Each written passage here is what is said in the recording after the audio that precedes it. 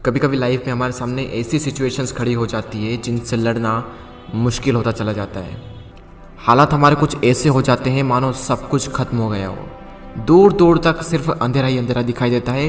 कुछ समझ नहीं आता कि ऐसी सिचुएशंस में करें तो करें क्या। और कई बार तो ऐसी सिचुएशंस में क्विट करने का मन करता है।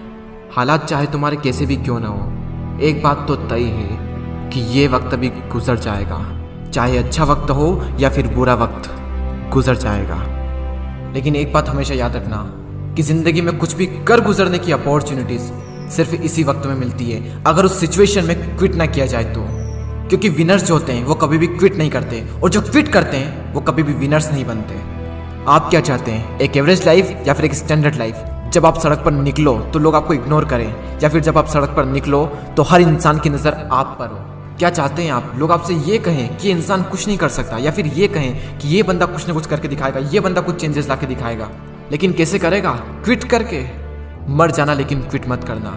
चाहे परिस्थिति कितनी भी विपरीत क्यों ना हो, कभी भी क्विट मत करना।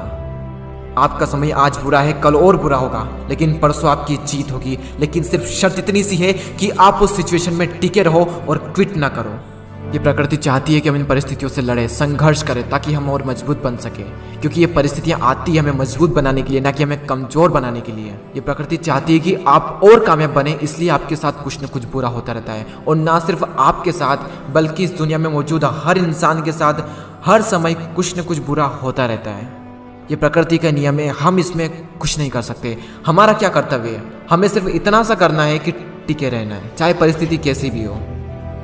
मैं आपको एक छोटी सी कहानी बताता हूँ। एक बार एक बायोलॉजी के टीचर अपने स्टूडेंट्स को एक तितली के बारे में बता रहे थे, और उन्हें वे ये प्रैक्टिकली दिखा रहे थे कि खोल में से तितली कैसे निकलती है। और वो टीचर ये कहकर चले गए कि कोई भी स्टूडेंट्स उस तितली की मदद नहीं करेगा।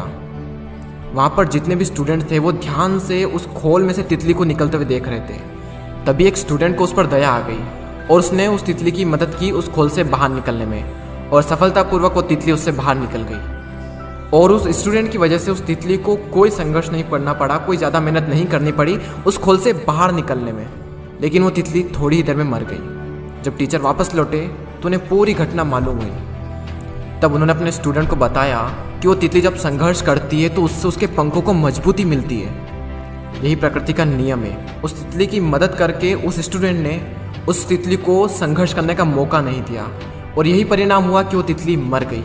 संघर्ष ही जीवन है, संघर्ष ही आपको मजबूत बनाता है। इंग्लिश में कोट से नो पेन नो गेन। संघर्ष तो करना पड़ेगा चाहे कुछ भी हो जाए, और इसमें कोई बहाना नहीं, नो एक्सक्यूजेस। जो विनर्स होते हैं या तो किसी काम को करते ही नहीं, और अगर वो किसी काम को करते हैं तो उसमें कभी भी कोई भी बहाना नहीं बनाते।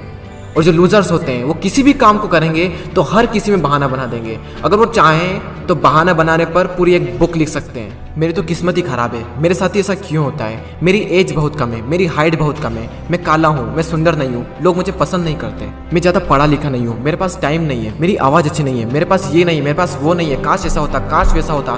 देखो जो जैसा है वो वैसा है। ना तो आज तक कुछ बदला है और ना ही कभी कुछ बदलने वाला है, तब तक जब तक कि आप अपने आप को नहीं बदल लेते। जब भी अंदर से ऐसी फीलिंग्स आए, जब भी बहाना बनाने का मन करे, अपने आप से जोर से चीख के चिल्ला के अपने आप से कहें नो एक्सक्यूजेस। कोई बहाना नहीं। जहाँ पर भी आप काम करते हैं, जहाँ पर भी आप पढ़ाई करते हैं, जो भी आपका वर्क प्लेस है, वहाँ पर कागज पर लिखकर चिपका दें नो एक्सक्यूजेस। कोई बहाना नहीं। मैंने भी अपने वर्क प्लेस पर ये लिख रखा है नो एक्सक्यूजेस, और आज से आप भी कसम खा लें कि कभी भी जिंदगी में बहाना नहीं बनाएंगे। आज आप लोग भी कमेंट में लिख कर जाएं नो एक्सक्यूजेस, ताकि मुझे पता चले कि कितने लोगों ने इस वीडियो को पूरा देखा। मैं आपसे मिलूंगा अगले वीडियो में। जय हिंद, जय भारत।